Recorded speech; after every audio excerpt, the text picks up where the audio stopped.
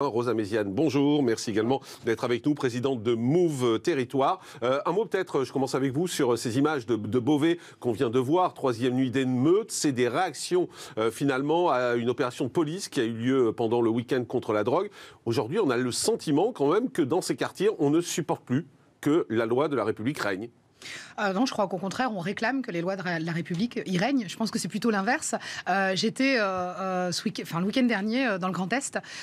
Ces gens qui s'attaquent aux policiers ne le supportent pas. Oui, bien sûr, mais ces gens, ce ne sont pas les habitants des quartiers populaires. Et je crois qu'il y a un véritable amalgame sur les habitants des quartiers. Vous pensez que ça fait plaisir aux habitants qui sont par leurs fenêtres et qui voient ce désastre? Vous pensez que des parents ont envie que leurs enfants se retrouvent en fait parmi des gens particulièrement violents qui n'ont aucun respect pour l'autorité, pour la France? Moi, je ne pense pas. Pour les avoir rencontrés, et c'est là toute la difficulté, en fait, c'est qu'il n'y a pas de quartier difficile. On a concentré les difficultés à un seul et même endroit. Et que pouvons-nous avoir d'autre ou de mieux que lorsqu'on a des territoires qui sont totalement à l'abandon? Moi, j'ai vu de la détresse. Il y a eu beaucoup d'argent qui a été investi dans ces quartiers. On ne peut pas dire que c'est des territoires qui sont laissés à l'abandon quand on voit le nombre de milliards qui, depuis des années, sont investis dans ces quartiers. Moi, vous savez, je me suis intéressée un petit peu à ces milliards, justement. Quand on regarde ce qu'a été l'ANRU, par exemple, sur 10 ans, on est à peu près à 41 milliards, d'accord, de fonds qui ont été versés essentiellement pour la rénovation de l'habitat.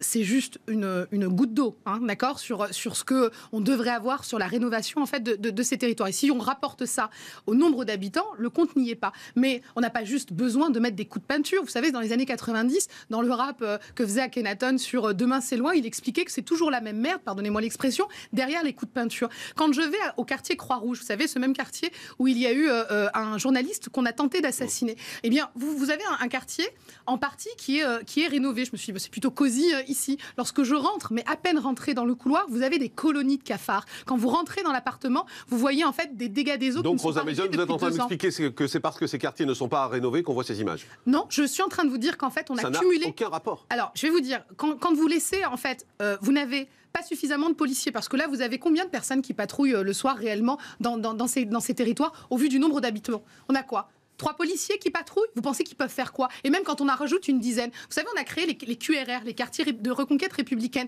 Combien on a mis de policiers réellement dans ces territoires? Est-ce qu'on pense véritablement... et vous savez, à Reims, la Croix-Rouge, on vient de mettre 80 CRS pour une semaine. Qu'est-ce qui se passe après la semaine? Exactement le même problème, en fait. On a toujours des problèmes de chômage, on a toujours des problèmes d'insécurité, on a toujours de l'échec scolaire qui est grandissant. Donc moi, je veux bien aujourd'hui qu'on mette la lumière sur ces problématiques, et c'est nécessaire. Et je vais vous me dire, même le pire, c'est le désœuvrement et l'habitude qu'ont en fait les habitants sur cette situation, parce qu'ils ont le sentiment d'être totalement abandonnés. Et moi, j'arrive pas à comprendre en fait pourquoi au bout de 40 ans, on parle exactement des mêmes sujets. Moi, je vous invite à regarder les images de l'INA. On a exactement les mêmes bandes qui traînent, on a exactement les mêmes problèmes d'insécurité. Et d'ailleurs, le taux d'insécurité ou sur la délinquance juvénile est exactement le même. La seule différence, c'est qu'on a eu un boom de la jeunesse entre les années 50 et 70, et qu'aujourd'hui, en fait, on a énormément de jeunes dont on ne sait que faire.